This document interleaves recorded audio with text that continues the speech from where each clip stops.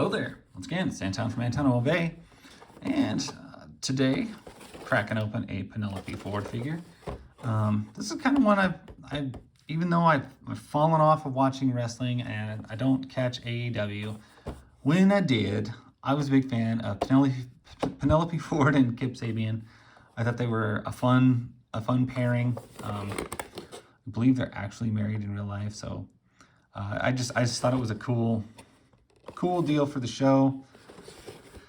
And so when Ringside Collectibles was running a sale, this was one of them that I wanted to get. And around the holiday times, they just ran some really good sales.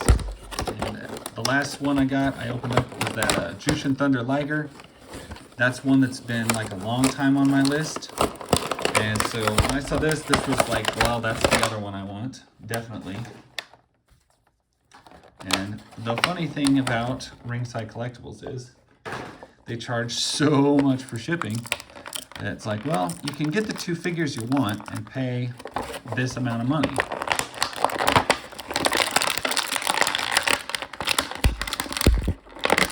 Or you can order a bunch of figures and get the free shipping, and it's the same cost anyway.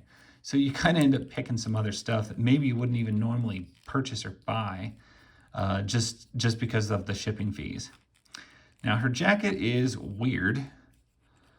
I never really understand this. All wrestling figures, when they come with jackets, I hate the jackets.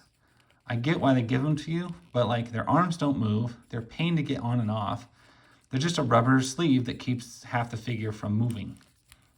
So I usually peel those off pretty quick, and then they never usually find their way back on the figure. They just go in a bin of wrestling rubber jackets, and that's where they stay the rest of their life.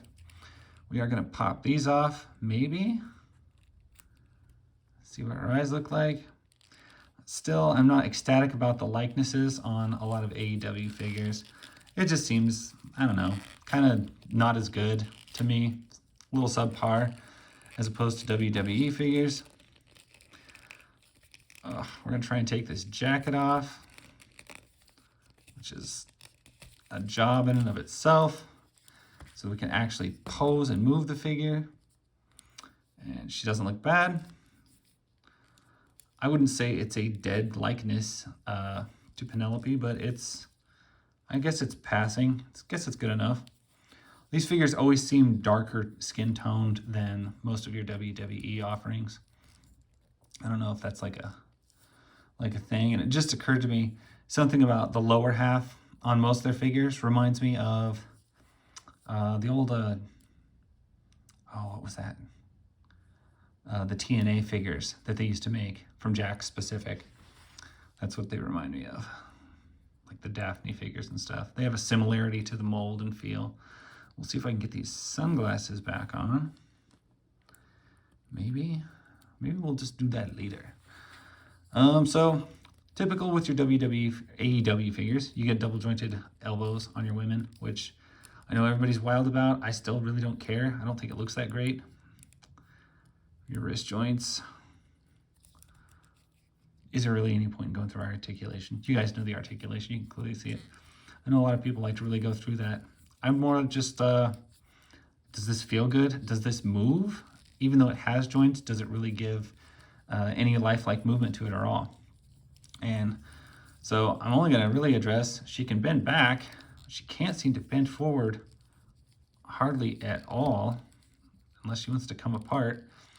And that bothers me because a good ab crunch is, I think, key to a lot of figures. Makes them feel right, makes them feel normal, natural, movable, realistic posing. If you can't bend forward, it just feels really stiff and a little bit odd to me. But that's Penelope. Like I said, she was on clearance, so didn't cost much. If I can get her to stand, there she stands. I would still buy her again, so that's usually a good report on a figure. Anyway, that's my story. I'll catch you guys later. Bye.